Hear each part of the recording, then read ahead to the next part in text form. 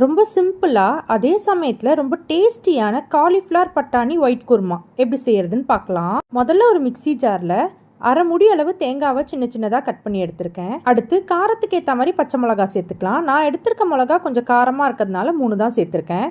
இது கூட 1 ஸ்பூன் முந்திரி, 1 ஸ்பூன் ஊற வச்ச கசகசா, 3 பீஸ் லவங்கம், 1 பீஸ் ஏலக்காய், கொஞ்சமாக சோம்பு சேர்த்து தண்ணி ஊற்றி ஃபைன் பேஸ்ட்டாக அரைச்சி எடுத்து தனியாக வச்சிடலாம். அடுத்து கடாயில் எண்ணெய் சேர்த்து நல்லா சூடானதும் 2 பீஸ் பட்டை, 2 பீஸ் பிரியாணி இலை சேர்த்துக்கலாம்.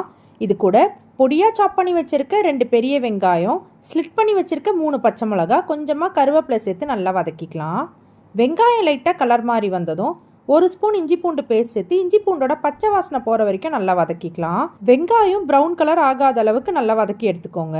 இது கூட அரைச்சி வச்சிருக்க தேங்காய் மசாலாவை சேர்த்து ஒரு 2 நிமிஷம் லோ ஃப்ளேமில் வச்சு நல்லா வதக்கிட்டு குருமாக்கு தேவையான அளவு தண்ணி, உப்பு சேர்த்து நல்லா கலந்து விட்டு ஒரு 10 நிமிஷம் நல்லா கொதிக்க வைங்க.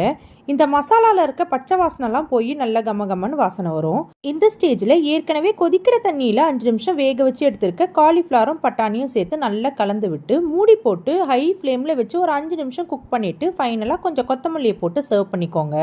ரொம்ப டேஸ்டியான காலிஃப்ளவர் பட்டாணி ஒயிட் குருமா ரெடி. இது இட்லி, தோசை, சப்பாத்தி, பூரி, ஆப்பம், இடியாப்பம் எது கூட வேணாலும் வச்சு சாப்பிட்றதுக்கு ரொம்பவே டேஸ்டியாக இருக்கும். கண்டிப்பாக ட்ரை பண்ணி பாருங்கள். நாளைக்கு வேற ஒரு ரெசிபியோட பார்க்கலாம்.